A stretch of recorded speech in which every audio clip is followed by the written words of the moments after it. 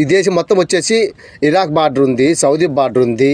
Population పరంగా అయితే 2024కి వచ్చేసి 4.82 మిలియన్ అనమాట. బాగా గుర్తు చేసుకోండి, 4.82 మిలియన్ అనమాట.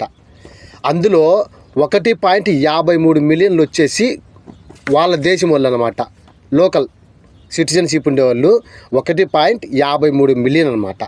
కానీ పక్కన వాళ్ళు వచ్చేసి పక్క దేశం వాళ్ళు బతుకు తెరువు కోసం వచ్చి ఇక్కడ బతికే వాళ్ళు వచ్చేసి 3.29 మిలియన్లు అనమాట.